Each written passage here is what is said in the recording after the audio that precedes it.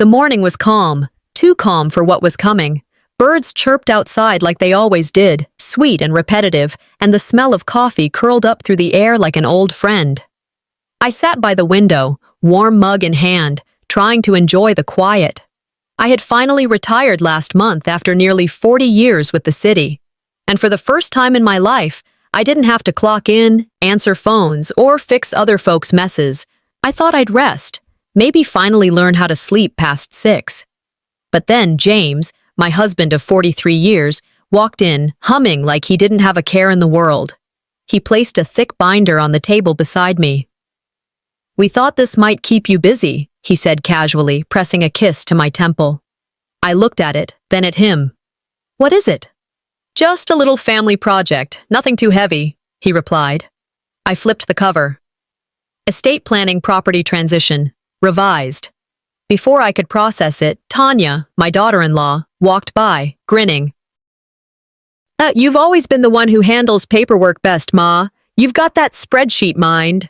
I forced a smile. Maybe it really was just a little thing, something to keep me engaged. Nothing serious. After all, I'd told myself I wouldn't let retirement dull me. But something about that binder, it felt like a setup. I waited until everyone was gone before I opened it.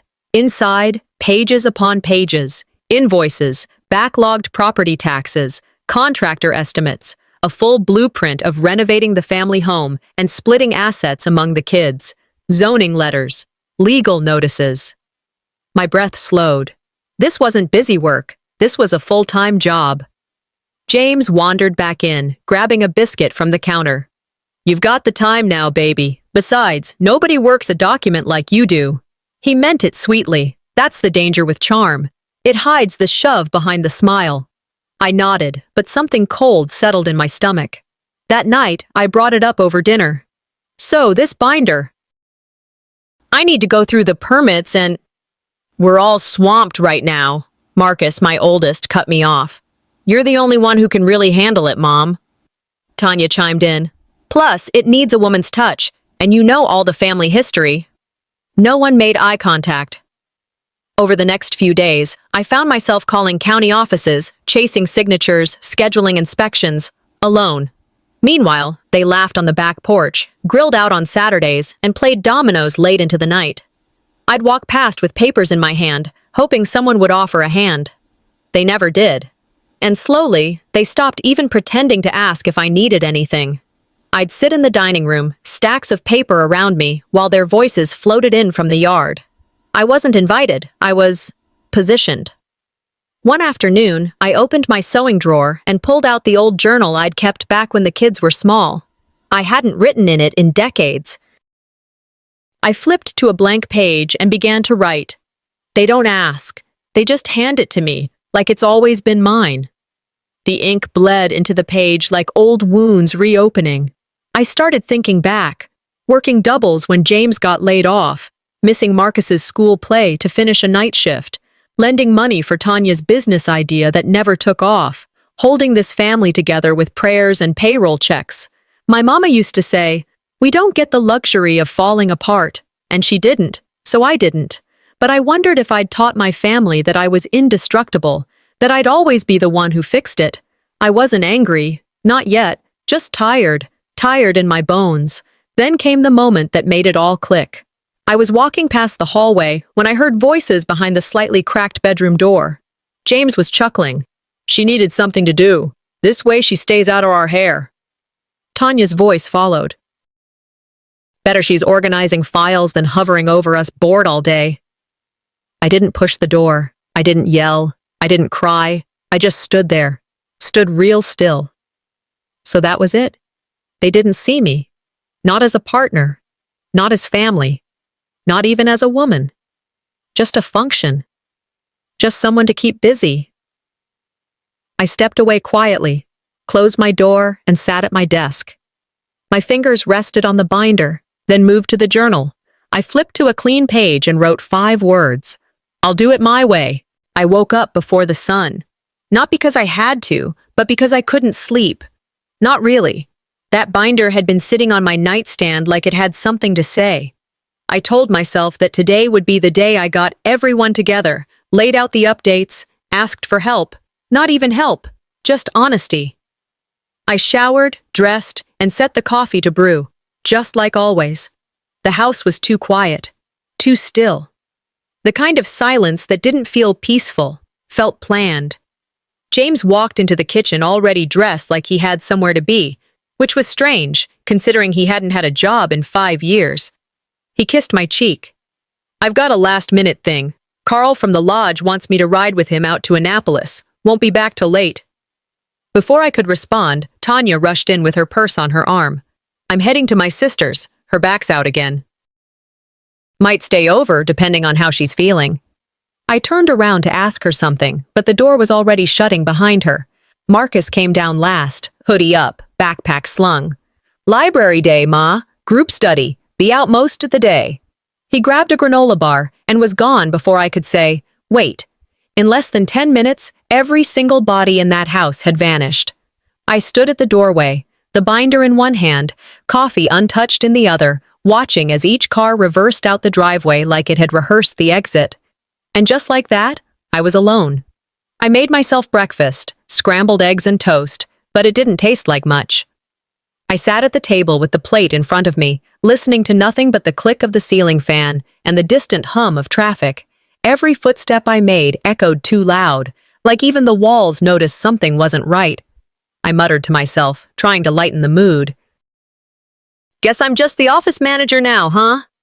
The binder sat open on the table, a chaos of forms and crossed-out names and property maps. I flipped to the section on real estate taxes, pages of it, forms half-filled. Some pages with sticky notes that meant nothing to me. No phone numbers, no email logins, no contractor info. It hit me then. They hadn't prepared a single thing for me, just handed me a mess and walked away. I thought back to Mama, how she used to say, "Some silence is heavy with judgment." And this silence, it had weight. That evening, once everyone drifted back home like they hadn't left me stranded, I tried to speak. "Look, I need to go over something with you all. This project." Tanya laughed. Not mean, just flippant. "You always go so deep with things, Mom. It's not that serious." Marcus shrugged. "We just didn't want you feeling useless after you retired." That word, useless, hung in the air like a slap I wasn't allowed to acknowledge. I smiled. But inside, something folded over. Was I overthinking it? Maybe I was reading into things. But then again, maybe that's what they wanted me to believe. The next few days blurred into each other. I kept working, making calls, filing notes, building some kind of order out of their carelessness. I found contractor quotes that didn't match. One job listed at $12,000 here, then $15,000 there. Same date, same scope. I dug deeper. And then I saw it. A payment approval. Digital signature at the bottom. My name. But I had never seen that form. I brought it up to James later, calm, like I wasn't shaking inside. "Did you sign this using my name?" He didn't look up from his phone. "You probably just forgot. You've had a lot on your plate." Just like that, they weren't just letting me drown, they were giving me the rope. That night, I tucked a little spiral notepad into my apron pocket. Every call, every paper, every weird conversation, I started logging it all. And because if this thing went sideways, I wasn't about to take the fall quietly. 2 days later, I walked down to see Miss Arletha. She lived 2 houses down, retired nurse, sharp as a tack even in her 70s. I sat on her porch while she sipped sweet tea and listened. Didn't interrupt, didn't rush me. When I finished, she leaned in and said one thing. "Honey, they're betting on you staying silent. Don't make it easy."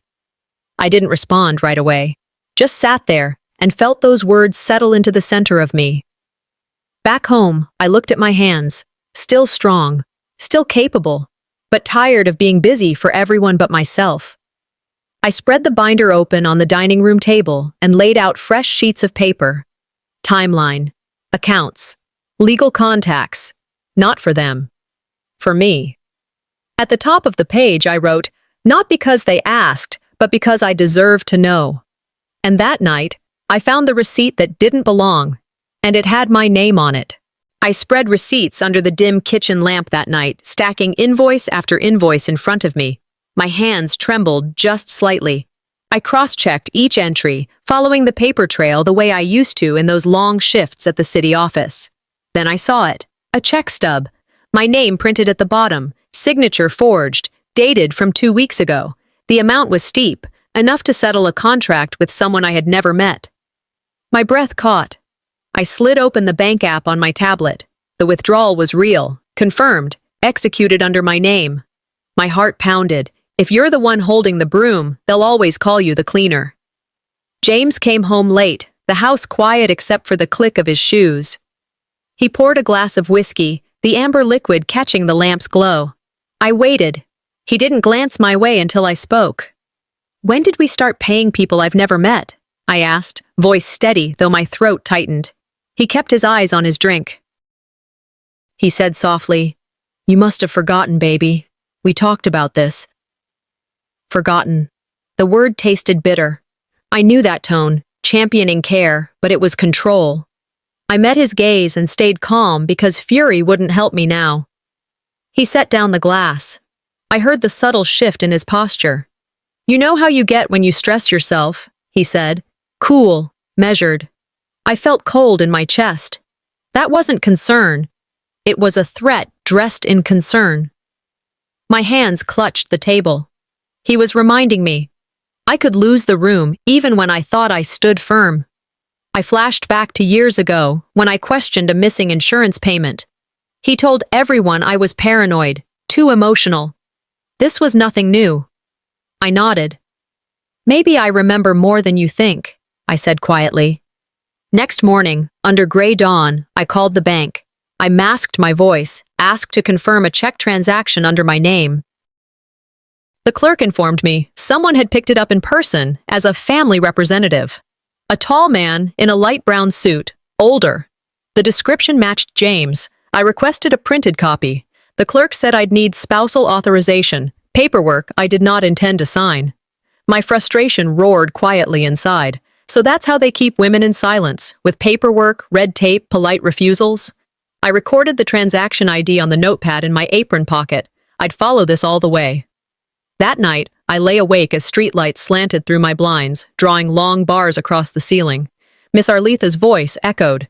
"They're betting on you staying silent. Don't make it easy." Those words burned in me.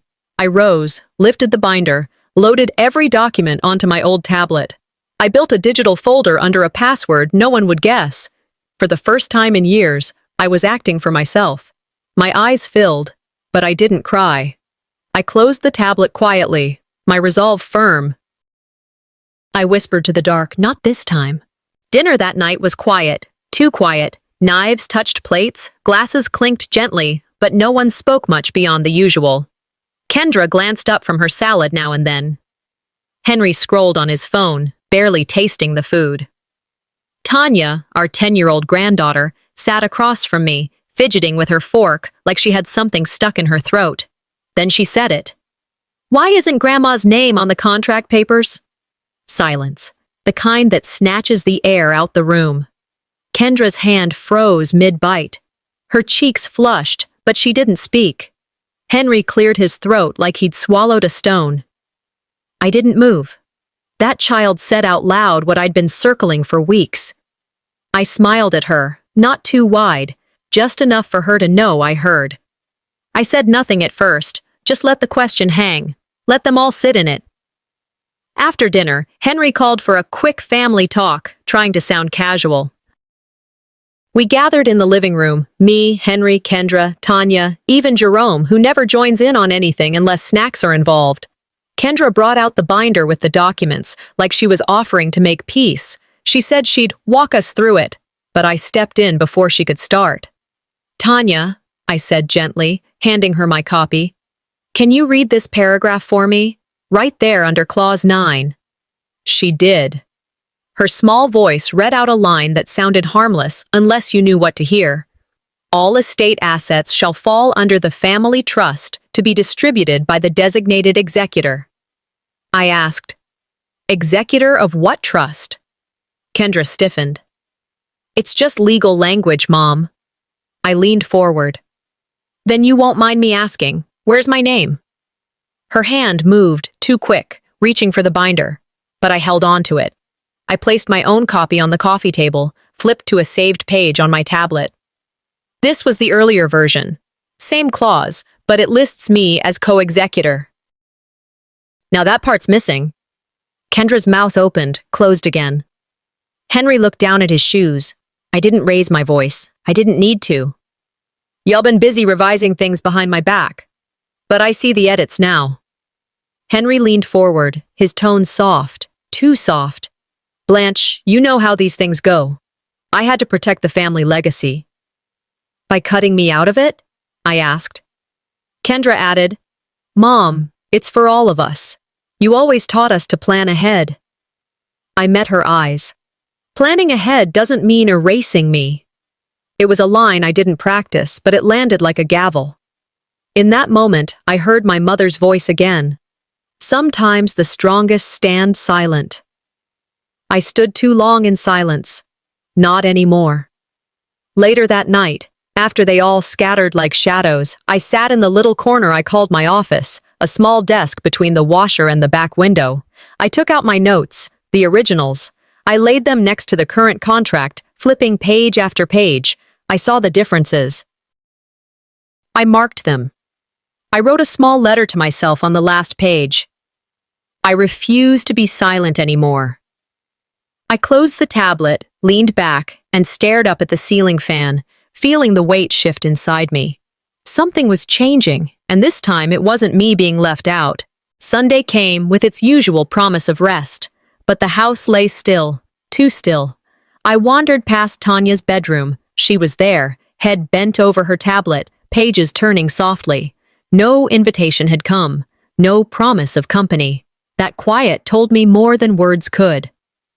In the living room, Henry and Kendra sat close, heads bowed together, whispers flickering in the space between them. Their conversation hushed the moment I entered. I asked calmly, "Why was the contract missing from the kitchen counter this morning?" Henry didn't flinch. "Must have been moved while cleaning," he said, voice low. I looked around the spotless room. Funny, dust settled all the same. Kendra looked away. Tanya's eyes flickered from the hallway. I felt that tension, ours to bear now. Later, after lunch, I laid every printed discrepancy, every contract version, right in the center of the table. My voice quiet, though it carried, "I've documented everything. From now on, any form, document, or financial transaction bearing my name will require a written summary." Kendra scoffed. "You're acting like this is some investigation." I met her stare. "No, I'm acting like a woman tired of being invisible in her own home." Henry's tone softened, thin. "You're letting paranoia tear this family apart." "Paranoia is guessing," I replied evenly. "I've got paper." Silence closed in around us. The clock ticked too loud. No one moved. That evening, Tanya entered the kitchen with her tablet. She spoke softly. "Grandma, I found a backup of your first file. I emailed it to you." My hand froze over the counter. My heart, not relief exactly, something fiercer, recognition. "Why won't they just say sorry?" she asked. "Because saying sorry admits they saw me as less," I answered, holding her small frame close. "Keep your receipts too, baby." In the days that followed, the chill deepened. Henry's greetings became nods. Kendra shifted meetings, canceled dinners I used to attend. I overheard her one time on the phone. "She's having a hard time letting go." Let go of what? My name? My place? They grew quiet. The table remained half empty. Texts from my son went unanswered. Conversations ended when I entered rooms. I recalled grandmother's words. Sometimes silence is louder than anger. I began cataloging behavior, not just papers, what was said, what was held back. That night, I entered the den where Henry sat, the television murmuring soft light. I spoke with care, but with iron in my voice. "This ends two ways. Either we fix this as a family, or the state fixes it with legal aid." He turned slowly, eyes narrowing. "You wouldn't want to bring strangers into family matters." I looked him squarely.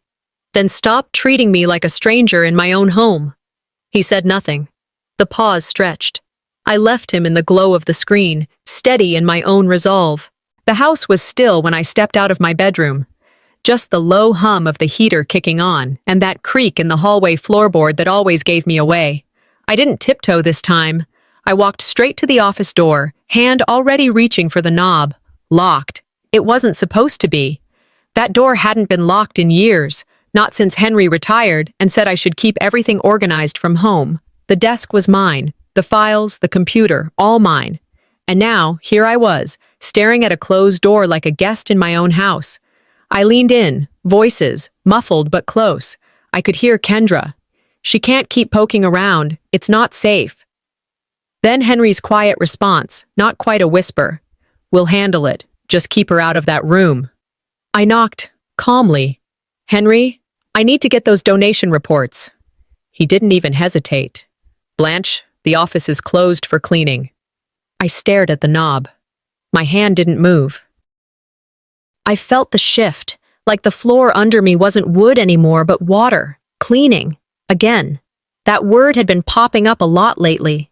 When my files disappeared from the shared drive. When the calendar invite to the board meeting mysteriously didn't come through. Now this, it wasn't about dust, it was about erasing. Locking away the parts of me they didn't want seen anymore. I didn't say a word. I turned, walked back down the hall, and sat in the kitchen, letting the sunlight flicker across the tile like it was trying to tell me something. That afternoon, the church envelope came. I recognized the gold trim, the embossed cross. I used to help stuff those envelopes. Inside, midweek service, honoring our elders. I read it twice. Then a third time. No mention of me. Just Kendra and Henry's names, bold as brass. Tanya stood in the doorway, watching me. Mom, she said, I heard from Sister Denise. They said you're not scheduled to speak. I folded the paper neatly and slid it back into the envelope. I'll still be there. She hesitated. Even after? I've missed enough things by staying quiet. I'll be there. I pulled out my navy dress, the one with the pearl buttons, not flashy, but dignified. I pinned Mama's brooch on the left side, just over my heart. The ride to church was quiet. Tanya didn't play music this time, just the occasional cough, the soft hum of tires on road. I watched the city pass by like it was trying to forget me too. At the church doors, the usher smiled at me like I was just another visitor. Evening, Sister Blanche. We got a seat for you right by the exit, in case you need to leave early. That seat used to be mine, front row, third chair from the pulpit. I'm fine, I said, brushing past the chair. I'll stand. He blinked, confused, but didn't argue. The sanctuary was dressed up nice, white lilies near the altar, gold banners along the walls. People filled in row by row, many nodding to Henry and Kendra as they made their way up front. I stood in the back, hands folded. The music started, then the announcements, and then, we'd like to take a moment to honor two pillars of our leadership, Brother Henry and Sister Kendra. Applause erupted. People clapped like it was the 4th of July. Nothing about me, no mention, not even a polite lie. I kept standing. Eyes glanced back, some curious, some embarrassed. A few looked down quick like they saw something they weren't supposed to. And then, Asada, from across the room. Our eyes met. She gave me a slight nod. That nod felt louder than all the clapping in the room. After the service, people trickled out. Some gave hugs, some lingered by the door. I stayed where I was, letting them come if they wanted. Sister Loretta came first. They didn't call your name, baby, she said quietly. I thought they just forgot. They didn't forget, I said. They chose. She lowered her eyes. Another woman leaned in, her voice barely above a breath. You really weren't on the program? They overlooked me, I said with a smile that wasn't really a smile. Behind me, I heard it. Kendra, laughing. She forgets things now, gets dates wrong, names too. You know how it is. My hands clenched, then relaxed. Let them lie. Let them tell the world I was too old to remember my own name if it helped them sleep at night. Inside, something was rising. Quiet, steady. When we got home, I didn't speak to Henry, didn't take off my shoes right away, just walked to my room, sat at the desk, and opened my journal. They removed my name. I will reprint it. Then I picked up the phone. Tanya, I whispered, I need you to scan the donation ledgers. Every one. Especially the ones with my handwriting. My initials. Anything that proves I was there. Now? Tonight. She didn't ask why. She knew. After we hung up, I reached for the towel, Mama's towel, the gold threads still soft under my palm. I pressed it against my face, breathing deep. I opened my notebook again and flipped through the pages, notes, dates, amounts, meeting records. I'd kept them all. I wasn't just going to talk, I was going to show. Not for applause, not for a microphone, for truth. I left the light on, but lay back, eyes wide open. Sometime deep in the night, I heard it. A soft slip under the door. I sat up, went to the envelope. Inside, my name, and a bank withdrawal slip I never signed. That morning, the invitation lay on my kitchen counter, almost mocking me. Courtesy invitation, Kendra Dewey Project Unveiling. I stared at it until the edges blurred. I dressed carefully, nothing flashy, just enough firmness in my bones to walk in. At the event hall, the lights were bright, banners hung high. Concept by Kendra Dewey. No mention of me. As I stepped in, I heard the applause already rising. Kendra mounted the podium with that practiced smile, and I found a seat among guests. My heart pounded, but my face stayed calm. I walked in expecting to be seen. Instead, I walked into erasure. Kendra's presentation began. Slide after slide credited her. Conceptual design, budgeting, public relations, outreach, branding. She said softly, Mom helped with details. I led the vision. The audience nodded. Cameras flashed. I gripped the chair's arm. She added, My mother supported me, and I honor her quietly. But even that sounded like an afterthought. Support, not credit. That's the gulf they widen. As she spoke, people glanced my way, then looked away, as if I were a picture in the room. Later, we sat in the living room. Henry called a meeting. The air was cold. He cleared his throat. After long discussion, he began, We have legally divided the family business and assets, effective immediately. Silence swallowed the room. No one said a thing while I processed the weight of those words. Kendra leaned back, lips lightly curved. I stared at Henry. Division without me is theft, I said, voice calm but sharp. He nodded. It's fair for all. Kendra added, It keeps peace. But I heard truth. Their peace was built on my silence. Later in my bedroom, I sat at the edge of the bed. My journal lay open. I held back tears. Betrayal not just done, but declared.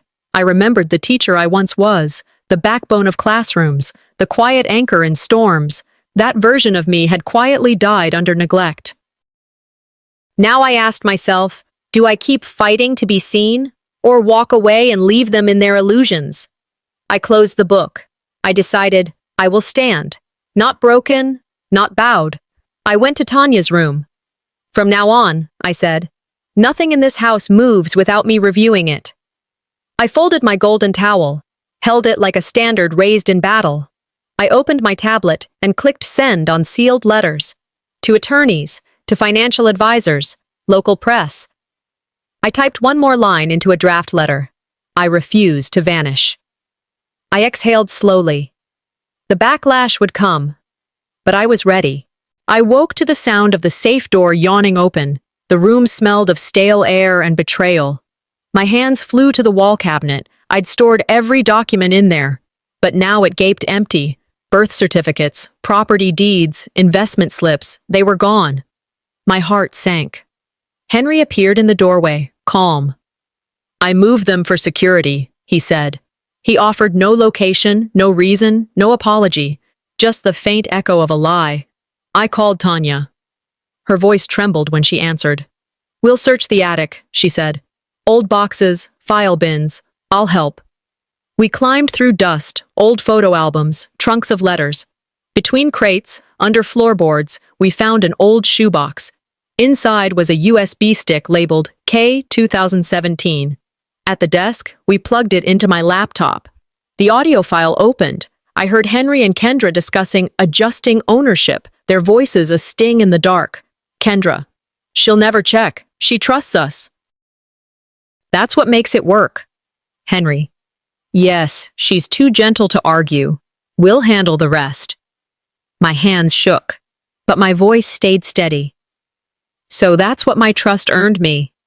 Tanya glanced up, ready to burst through walls. Mom, let's confront them now. I touched her arm. Not yet. We gather it all first, then we burn it down, legally. Later, in the cabinet room, I found a misfiled envelope tucked behind a false backing. I pulled it free. Inside, a notarized document transferring one of our properties to Kendra. My signature looked stamped, digitally replicated. I held it up under the lamp, comparing it to my real signature in old ledgers. Identical, but false. I sank to my knees. They forged me to erase me. Anger boiled under my ribs. I grabbed my pen, paper, and began writing a list. Attorney, press, legal filings, witness statements. Each line was a promise. I paused, took a breath, and called Mavis, my old church friend. Her voice was soft but firm. She listened, then named a black woman attorney she trusted, Mrs. Rollins. I called right away. Mrs. Rollins picked up. I told her everything fast. She said, "Bring every file, every version. If one signature is off, we'll shake their world." I hung up. Turning to Tanya, I said, "This time, they learn who I used to be and who I am now." She nodded, strength in her eyes. That night, we printed, labeled, transcribed. The golden towel lay beside the growing tower of files. I paused and prayed, not for revenge, for truth. I printed a final page. Property transfer denial, pending legal action. My fingers trembled over it, but my heart was steady. The room was quiet, but heavy, like all the air had been worn to tread lightly. I sat across from them, Kendra dressed crisp like she always does when she's scared, and Henry, arms folded, face unreadable. Tanya sat behind me, her presence a silent strength. The mediator began gently, like easing into cold water. Kendra started off with her usual glossed-over charm. "It wasn't meant to hurt anyone," she said. "I was just trying to organize things." But as the silence stretched, her voice cracked. Her shoulders caved in. "I didn't know how to ask you for space," she said, not meeting my eyes. "I felt like I was stuck under you, like I'd never be seen if you were in the room." Henry kept quiet until the mediator nudged him. He muttered, "I didn't want her outgrowing me." I sat still, hands steady on my lap. No shaking this time. Some folks bury you when they fear your light. I learned that sitting in silence while the people I raised unraveled their guilt. A few days later, I walked into the legal office with my head high. Mrs. Rollins slid the final paperwork across the desk, restoring everything back to me. My name, my property, my say. I held the pen for a long moment, then signed. I chose not to press charges. When Tanya asked why, I said, "Sometimes, dignity is justice enough." When we left, a few elders from the community who had come to watch quietly approached me. One patted my shoulder, another just nodded with soft eyes. "You're stronger than anyone I know," Tanya whispered as we walked to the car. I didn't reply. I just closed my eyes for a second and let the sunlight hit my face. That night, I came home to a letter sitting on the table. No return address, but I knew that handwriting. Jolene, Henry's sister. I hadn't heard from her in over 20 years. She wrote about Henry's childhood, about how their father ignored him, how he always felt second best. And when I came into his life, their father, her words, not mine, treated you like the daughter he never had. "He never got over the way you shined," she wrote. "Even back then it scared him." At the end, she said, "I'm sorry I stayed away. I see now he dimmed you so he wouldn't feel invisible." I folded the letter and tucked it between the pages of my old Bible. I didn't cry. I just sat with it. The next morning, I went to the garden. The hydrangeas had come back full and thick. The quilt Tanya gave me was already draped over my favorite chair. A neighbor passing by leaned on the fence. Your roses bloomed heavy this year. I smiled. They've been through things. Tanya came out with 2 glasses of lemonade. We sat without talking, listening to birds rustle through trees. I looked out across the yard, hands resting on the fabric of the quilt, and thought to myself, maybe I wasn't meant to be kept busy. Maybe I was meant to be seen. Later that night, I wrote a letter to myself, not to who I was, but to who I'm becoming. Choose joy, I wrote. Choose boldness. Choose peace that doesn't ask permission. Then I filed the last court document into the cabinet, locked it, and stood still for a moment. I said a prayer. Not for them. Not for justice. For me. Then I walked out and hugged Tanya like I hadn't in years. We choose who we keep close and who we let go.